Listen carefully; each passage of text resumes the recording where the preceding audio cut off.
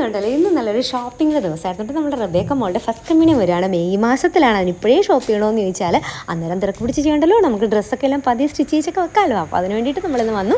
ഞങ്ങൾ വന്നിട്ട് ഡ്രസ്സെല്ലാം സെലക്ട് ചെയ്തു, അല്ല തുണികളൊക്കെ സെലക്ട് ചെയ്തെടുത്തു. അപ്പോഴത്തേക്കും ഞങ്ങൾക്ക് വിശപ്പ് തുടങ്ങി. അങ്ങനെ നേരെ എവിടെ പർച്ചേസ് ചെയ്യുമ്പോഴേക്കും ഒരു ഫ്രീ കൂപ്പൺ കിട്ടും. മേളിലുള്ള ഹൈപ്പർ മാർക്കറ്റിൽ പോയിട്ട് നമുക്ക് എന്തെങ്കിലുമൊക്കെ വാങ്ങിക്കാം. അപ്പോൾ ഞങ്ങൾ അത് വെച്ചിട്ട് മേളിൽ പോയിട്ട് കുറച്ച് ഐറ്റംസൊക്കെ വാങ്ങിച്ച് കഴിച്ചു. ആ കയ്യിലിരിക്കുന്ന ബോക്സ് കല്യാണക്കാർ ഗിഫ്റ്റ് കൊടുത്താണ് കേട്ടോ. നമ്മൾ പർച്ചേസ് ഇപ്പോൾ കുട്ടികളെ കണ്ടപ്പോഴേക്കും അവർ 2 ദിനം കൊടുത്തു. അങ്ങനെ നമ്മൾ മേളത്തെ ഹൈപ്പർ മാർക്കറ്റിൽ വന്നിട്ട് ഏത് ഐറ്റം വേണമെന്ന് കണ്ടു കഴിഞ്ഞപ്പോഴത്തേക്കും കൺഫ്യൂഷനായി.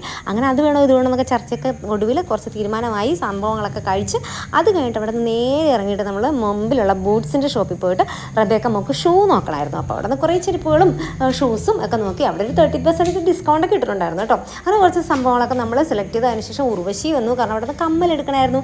ഉർവശി അത് സൂപ്പറാണ് കേട്ടോ. നമ്മളിങ്ങനെ വന്നു കഴിഞ്ഞിട്ട് നമുക്ക് ഏതെടുക്കണമെന്ന് കൺഫ്യൂഷനായിരിക്കും. ഞങ്ങളും കുറേ കമ്മലുകളൊക്കെ കണ്ടു, ഇങ്ങനെ കുതിച്ച് നോക്കിയൊക്കെ നടന്നു. അതിനകത്ത് നമ്മുടെ റബേക്ക മോളുടെ കാതിന് ചേരണമല്ലോ. അപ്പോൾ അങ്ങനത്തെ ഒരു കുറച്ച് കമ്മലുകൾ സെലക്ട് ചെയ്ത് നമ്മൾ വാങ്ങിച്ചു.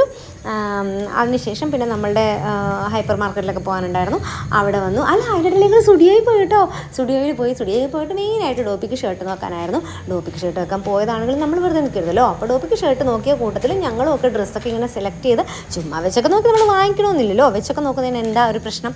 അങ്ങനെയൊക്കെ വെച്ചൊക്കെ നോക്കി അതിന് ശേഷം നമ്മൾ ഹൈപ്പർ മാർക്കറ്റിലോട്ട് പോകുന്നു കേട്ടോ. ഹൈപ്പർ മാർക്കറ്റിലേക്ക് വന്നു.